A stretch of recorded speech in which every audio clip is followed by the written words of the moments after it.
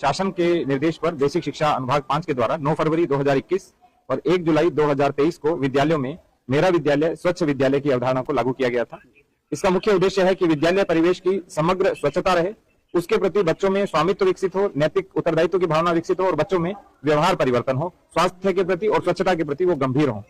इसके साथ साथ माता पिता, शिक्षकों और बच्चों में सम्मान की भावना का विकास और समानता की भावना का विकास करना भी इसका दायित्व है। इसमें हमने 2 बार प्रेस कॉन्फ्रेंस भी की है। अभी बमनेटा गांव के अंदर बताया कि बच्चों से सफाई क्यों करवाई जा रही है, तो मैं स्पष्ट कर दूं कि विद्यालय परिसर के अंदर चाहे घास की कटाई है, कूड़े की सफाई है, या पेड़ों की छटाई है, या गड्ढों की सफाई है, या पौधों को पानी देना, ये सारे के सारे कार्यों के साथ साथ कक्षों इत्यादि की सफाई बच्चे और शिक्षक मिलजुल कर करते हैं। इसके अंदर एक जो स्थान है उस पर पूरी तरह प्रतिबंधित है कि किसी भी प्रकार से शौचालयों और मूत्रालयों की सफाई बच्चों से नहीं कराई जाएगी और जो खतरनाक कार्य होते हैं वो नहीं करवाए जाएंगे।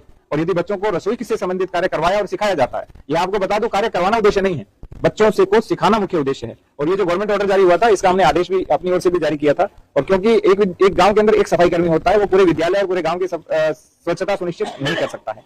इसलिए शिक्षक और बच्चे मिलकर आते ही आधा घंटा या जाते समय आधा घंटा स्वच्छता के ऊपर ध्यान दें और करके सीखें। Learning by doing. आज जितने भी बड़े बड़े विद्यालयों में जाएंगे वहां पर भी होती है, बागवानी सिखाई जाती है, स्वच्छता सिखाई जाती है। वो पब्लिकली प्लेस के ऊपर जाते हैं, वहां सफाई करते हैं। तो जो पब्लिक प्लेस है वहां पर सफाई करके बच्चों में उत्तरदायित्व की भावना जागृत करना और स्वास्थ्य और स्वच्छता के प्रति जागरूक करना, ये हमारे मेरा विद्यालय स्वच्छ विद्यालय का उद्देश्य है। ऐसे मामले सामने आते रहे हैं, बच्चे विद्यालयों में काम करते हैं तो अभिभावक शिकायत करते हैं कि कार्रवाई हुई है। ये हमें अभिभावकों को समझाना चाहिए। 2021 और 2023 का शासनादेश है।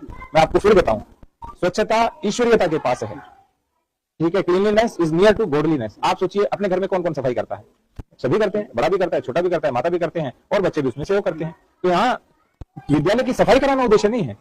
कक्ष की सफाई क्यों नहीं करेंगे? अपने बस्ते की सफाई क्यों नहीं करेंगे? जहां अपनी पुस्तकें रखते हैं वहां सफाई बच्चे क्यों नहीं करेंगे? हम भी करते करते बड़े हुए, आप भी करते करते बड़े हुए, आपके बच्चे भी कर रहे हैं। लेकिन हुआ क्या, एक सफाई कर्मी के बाद सभी ने ये समझ लिया कि अब ये सारे काम करें और हमें सारे अधिकार है। ऐसा नहीं। तो अब ये माना जाएगा शिक्षा के साथ बच्चे साफ सफाई दैनिक कामकाज, हाँ, दैनिक कामकाज सीखें। ये हर शिक्षा में होता है। शिक्षा का मूल काम केवल 15/20 के कक्ष में बैठकर पढ़ना नहीं होता।